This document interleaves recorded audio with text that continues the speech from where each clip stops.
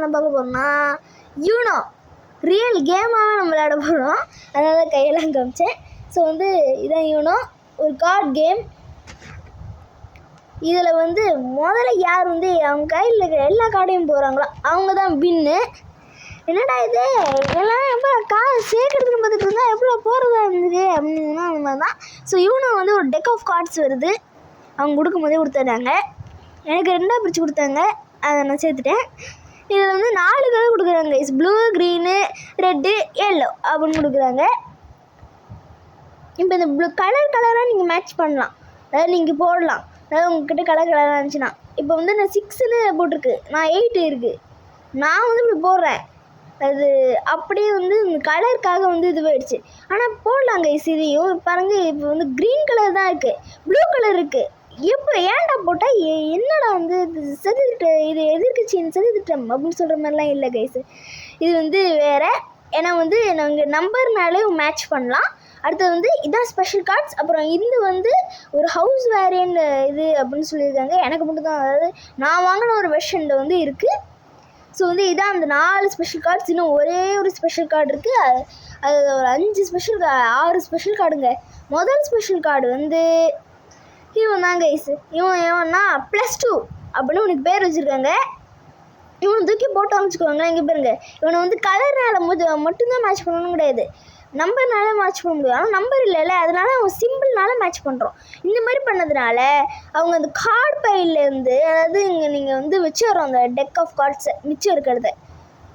ஓகேவா? முதல்ல வந்து ஒரு 7 கார்ட்ஸ் வந்து எல்லாருக்கும் கொடுத்துட்றோம். அதுலேருந்து அதுக்கப்புறமா வந்து இவங்க போட்டதுக்கப்புறம் இந்த 2 கார்டை வந்து அவங்க எடுத்துக்கிறோம் ஆப்போனண்ட். இப்போ நெக்ஸ்ட் கார்டு வந்து இருக்கு கைஸ். இப்போ வந்து இந்த நெக்ஸ்ட் கார்டு என்னென்னா ரிவர்ஸ் கார்டு. இதில் நிறைய பேர் நிறைய மீமு இது அதுன்னு யூடியூப்பு, இன்ஸ்டாகிராம்னு எல்லாத்துலேயும் கேள்விப்பட்டிருப்பீங்க. யூனோ ரிவர்ஸ் கார்டு அவ்வளோதான், அவனுக்கு எல்லாம் ரிவர்ஸ் ஆயிடுச்சு அப்படின்னு சொல்லுவாங்க. என்னடா அப்படின்னா என்னடா இது? ரிவர்ஸ் கார்டு எங்கடா கண்டுபிடிச்சாங்க அப்படிங்கிறீங்க. அது யூனோ தான் கைஸ். ஓகேவா கைஸ்? ஸோ வந்து இப்போ ரிவர்ஸ்னால் வந்து இப்போ வந்து ரிவர்ஸ் ஆகிடும் கைஸ். அதனால் இப்போ உங்கள் ஆப்போனன்ட் பிளேயருக்கு இல்லை நீங்கள் போட்டிங்கன்னா, இதே நான் அது சொன்ன மாதிரி கலர்னு அந்த சிம்பிள் மேட்ச் பண்ணலாம். அவ்வளோதான் கைஸ். இது எப்படி இருந்துச்சு? இப்போ வந்து ஆனால் நீங்கள் 3 பிளேயர் விளையாடும் போது, இல்லை அதிகமான பிளேயர் விளையாடும் போது இது எப்படி போகுது? இப்படி இந்த பிளேயர் முடித்தோடனே இந்த பிளேயர் போடுது, அதுக்கப்புறம் அந்த பிளேயர். ஆனால் வந்து நீங்கள் இது போட்டோடனே அதை அப்படியே சேஞ்ச் பண்ணிக்கும் டைரக்ஷனை. இப்படி போகிறதுக்கு பதிலாக இப்படி போய்க்கும். அதனால் உங்களுக்கு நேராக இருக்கிற இன்னும் அடுத்த மூவில் இருக்கிற இதுக்கு அடுத்து இது வந்து ஸ்கிப் கார்டு. பார்த்தாலே தெரியுது, பேன் சிம்பிள் இருக்குது, ஸ்கிப்பாக தான் இருக்கும்னு. இது இப்படி போட்டிங்கன்னு வச்சுக்கோங்க, தூக்கி போடலாம் இல்லை, நீங்கள் வைக்க கூட செய்யலாம். நான் அப்படி போட்டேன் வந்துட்டு தான். அதே மாதிரி எனக்கு தீபம் guys. So happy Karthigai Deepam to all. So வந்து இந்த ஸ்கிப் கார்டு போட்டிங்கன்னா உங்களுக்கு அடுத்து மூவ் பண்ண வேண்டியவங்க வந்து மூவே பண்ண முடியாது.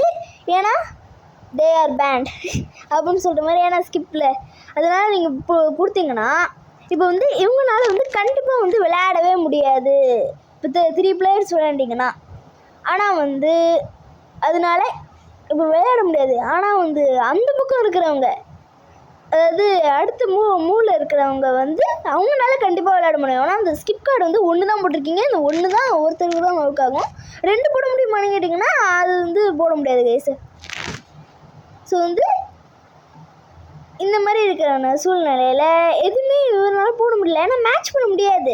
ஏன்னா அதுக்கு சிம்பிளும் இல்லை, கலரும் இல்லை, என்ன பண்ணுறதுன்னே தெரியல கைஸு உங்களோட ஆப்போனண்ட்டுக்கு. இப்போ என்ன பண்ணலான்னு பார்க்கும்போது தான் ஒரே வழி இருக்குது. கார்ட் பையிலேருந்து இன்னொன்று நீங்கள் எடுக்கிறாங்க கைஸ். அப்போ வந்து எடுக்கும் போது இதில் வந்து ஸ்கிப் கார்டு இருந்துருக்கு, சிம்பிள் மேட்ச் பண்ணலாம். அதனால் இப்போ நீங்கள் ஸ்கிப் கார்டை போட்டிங்கன்னா அடுத்த பிளேயர்னால் ப்ளே பண்ண முடியாது. அதாவது உங்களுக்கு அடுத்த மூவ் பண்ண வேண்டியவர் யாரோ அவங்களால மூவ் பண்ண முடியாது. பாருங்க, நோ. ஓகேவா? இப்போ நெக்ஸ்ட் கார்டு வந்து ஒரு பயங்கரமான கார்டு. அது என்னன்னா +4. என்னடா சொல்கிற, +2 வந்துருச்சு, +4 வந்துச்சுன்னா புரியுது. என்னடா எல்லா கலர் கார்ட்ஸும் இருக்குது, இன்னும் ஒன்றும் புரியலையே அப்படின்னு கேட்டிங்கன்னா, இது வரும்.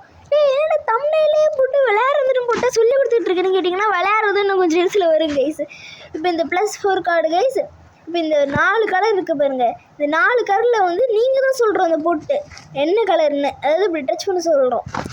எனக்கு இந்த கலர் வேணும், இந்த கலரில் தான் நீங்கள் எல்லாருமே இப்போ போட ஆரம்பிக்கிறோம். அதுக்கு நீங்கள் அப்புறம் வந்து உங்கள் நம்பரு சிம்பிள் மேட்ச் பண்ணி மாற்றிக்கலாம். அதெல்லாம் வந்து ஒரு மூக்கு நீங்கள் இதாங்க அப்படின்னு சொல்லிடுறோம். இப்போ வந்து இது வந்து 2 இது ஒரே 2 போட முடியுமான்னு இருந்துச்சுல, அதுக்கு பதிலாக அது 1. ஓகேவா? அப்புறம் வந்து இப்படி விட்டுட்டு என்னால் முடிச்சதை பண்ணேன். ஓகே கைஸ், ஓகே பாருங்க நான் சொன்னேன் கைஸ். இப்போ வந்து நான் இப்போ இந்த மாதிரி கார்டை எப்போ யூஸ் பண்ணுறோன்னா, இப்போ உங்களுக்கு எதுவுமே போட முடியல, அதனால நீங்கள் கார்ட் பையிலேருந்து எடுத்துக்கூடாதுன்னு நான் சொன்னது உண்மைதான். ஆனால் நீங்கள் அதையும் இப்போ பண்ணக்கூடாது. இப்போ உங்ககிட்ட இந்த மாதிரி கார்டு இருந்துச்சுன்னா அதை தூக்கி ஒரே அடி, ஓகேவா, அப்படியே அடித்து ஸ்மாஷ் பண்ணி விட்ருங்க. உங்கள் ஃப்ரெண்டு வந்து கதி கலங்கி போட்டான். இப்போ என்ன நடக்கும்னா அவங்க வந்து 4 கார்டை எடுத்தே தீர்றாங்க கைஸ், ஒரு கட்டாயம். ஆனால் அது கட்டாயம் அப்படி கிடையாது. ஏன்னு சொல்லுங்கள், இதிலே வந்து இன்னொரு அவங்களுக்கு +4 இருந்துச்சுன்னா வந்து அதை அவங்க போடலாம் அந்த வேரியண்ட். அதெல்லாம் வந்து கொஞ்சம் அட்வான்ஸ் இது மாதிரி இருக்குது. ஸோ வந்து ஓகே கைஸ், ஓகேவா? அப்புறம் நீங்களே பார்த்துருப்பீங்க, என்னடா கொஞ்சம் ஸ்பெஷல் கார்ட்ஸ் மாதிரி இருந்துச்சு, இதே மாதிரி இருந்துச்சு, ஒன்றுமே இல்லையே, என்னடா புரியலேன்னு. அதுவும் தான் கைஸ் இருக்குது. அதுதான் நான் சொன்னது, இந்த வேரியண்ட்டு ஒரே இதில் வந்து இது என்னோடய வெர்ஷனில் வந்து எனக்கு கொடுத்துருக்கிறது. அது பேர் வந்து சொல்கிறேன், எனக்கு வரப்போகுது.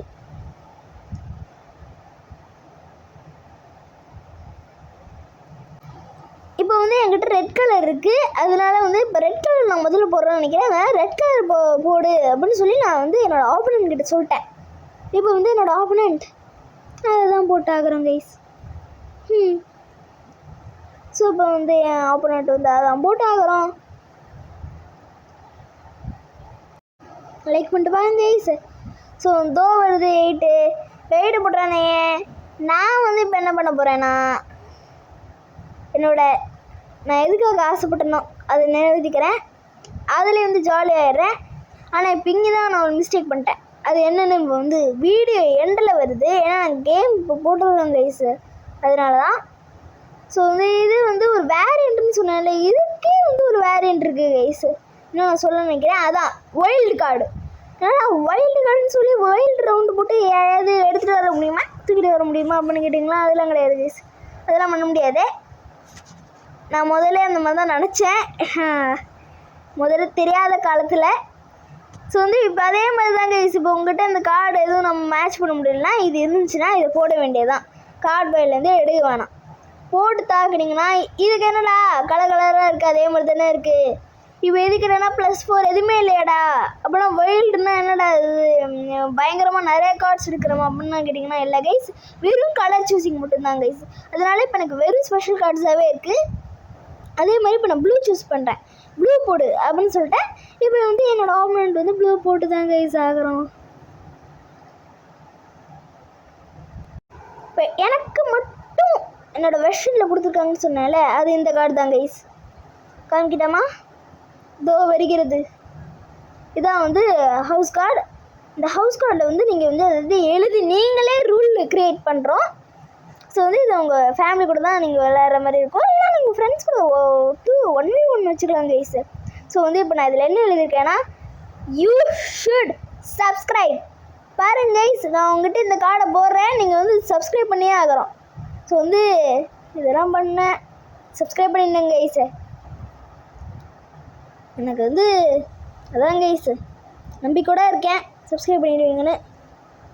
ஓகே கைஸு, இப்போ வந்து அவங்களே தான் ரூலுக்கு சொல்லிவிட்டு கலரையும் சொல்கிறோம் கைஸு, என்ன கலர்னு.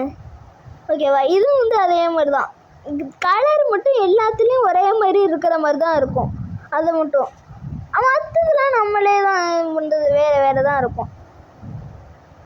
இப்போ உங்களுக்கு அந்த இடத்துல +4 யூஸ் பண்ணுறோன்னா நீங்கள் இதே போட்டு வந்து +4 அப்படின்னு சொல்லிடுங்க, செமையாக இருக்கும்ல. ஸோ வந்து பக்கத்து வீட்டில் வெடிலாம் வெடிக்கிறாங்க, அதெல்லாம் சுத்தம் கேட்கும், அதெல்லாம் இக்னோர் இட். ஏன்னா வந்து மிஞ்சு போன இதெல்லாம் வந்து வெடிச்சு, ஓ மை காட். மிஞ்சி போன இதெல்லாம் வந்து பட்டாசுல பண்ணிக்கலாம் கைஸ். அந்த மாதிரி இப்போ வந்து கேம் ஸ்டார்ட் ஆக போகுது கைஸ். எனக்கும் என் ஃப்ரெண்டுக்கும் இப்போ வந்து கேம் ஆரம்பத்திலே எல்லாருக்குமே வந்து 7 கார்டு வந்து கொடுத்துருங்க. ஸோ வந்து டைம் ஆகிடும்னு நான் வந்து கொஞ்சம் கட் பண்ணியிருக்கேன். 7 கார்டெலாம் கொடுத்ததெல்லாம் காமிச்சாச்சு, இது பண்ணியாச்சு, கட் பண்ணிட்டேன். ஏன்னா உங்களாலே ரொம்ப நேரம் இருக்க முடியாது கைஸ், அதான் கட் பண்ணிட்டேன். Don't worry. ஓகே, இப்போ வந்து யூனோ அப்படின்னு வந்து நீங்கள் கத்தணும் கைஸ். உங்கள் லாஸ்ட் கார்டு நீங்கள் வருவீங்களே, லாஸ்ட்டு 2வது கார்டை போடும்போது லாஸ்ட் கார்டோடு வரும்போது யூனோன்னு சொல்கிறோம். அப்படி சொல்ல வேறு யாராவது உங்கள் ஆப்போனண்ட்டில் யாராவது வந்து சொல்லிட்டாங்கன்னா யூனோ அப்படின்னு சொல்லிட்டாங்கன்னா அதை கத்துறோம். அப்படி சொல்லிட்டாங்கன்னா நீங்கள் வந்து 2 கார்டை எடுக்கிறோம் கைஸ். ஓகேவா? அதனால அதுதான் வந்து நான் எப்போவுமே பண்ணுவேன் கைஸ். ஸோ வந்து வாங்க கைஸ் விளையாடலாம். இப்போ வந்து என்னன்னா கைஸ், என் ஃப்ரெண்டுக்கு அதிகமான கார்ட்ஸ் கிடச்சிருக்கு, அது எனக்கே தெரில. அதுக்கப்புறமா வச்சு நாங்கள் விளையாடுறது இது பண்ணி பார்த்தோன்னே தான் ரெக்கார்டிங்கில் எப்படி இருக்குன்னு பார்த்தோன்னே தான் தெரியும். என்னோடய கார்டு வேறு காமிச்சிட்டே விழுந்துருச்சு. பார்த்துட்டான் கைஸ், பார்த்துட்டான். ஓகே கைஸ், இப்போ என் ஃப்ரெண்டு வந்து +2 போட்டான். நான் இப்போ +2 இன்னொன்று போட்டேன். ஏன்னா சிம்பிள் மேட்ச் பண்ணி, அதனால வந்து இப்போ 2 +2 வந்ததுனால எனக்கு அவனுக்கு வந்து ரிவர்ஸாக போயிடுச்சு. அதனால் இப்போ அவன் 4 கார்டு எடுக்கிறான். இப்போ வந்து அவன் எனக்கு வந்து +4 போட்டான். இப்போ அதனால் வந்து நம்ம அதை எடுத்துக்க முடியாது. ஏன்னா வந்து அவனுக்கு +4 வந்து நான் அந்த 4 கார்ட்ஸில் எடுக்க சொன்னேன்ல, அதில் வந்துச்சு. அதனால நம்ம அதை கணக்கில் எடுத்துக்க முடியாது. அதனால் நான் 8 கார்டு எடுக்க தேவையில்லை. அதுக்கப்புறமா பாருங்க கைஸ் எனக்கு எவ்வளோ கார்டு இருக்குன்னு. அதை போட்டு என்னடா ஸ்கிப்பு போட்டேன்னா, ஏன்னா என் ஃப்ரெண்டு ஸ்கிப் ஆகிடுவாள். அதனால் ஸ்கிம்பிள் ஜெயிச்சு வாய் வேறு குழந்தை சிம்பிளை மேட்ச் பண்ணி விட்டு அப்படியே போட்டேன் கைஸ். ரொம்ப சந்தோஷமாக இருக்கிற மாதிரி இருக்கேன். ஆனால் முடிவு தான் வந்து மஸ்ட் வாட்ச். இது அப்படின்னு மேட்ச் பண்ணி இது பண்ணி முடிச்சாச்சு. இதே மாதிரி தொடங்கட்டும் அப்படின்னு சொல்லி தொடங்கி போனால் ரொம்ப இதுவாக இருக்குது கைஸு. அப்படியே வந்து இப்போ நான் ஒரு கார்டு எடுத்திருக்கேன். என்ன card? Special card, house card guys. இப்போ இந்த ஹவுஸ் கார்டு தான் கைஸு ஒரே இதுவாக இருக்குது.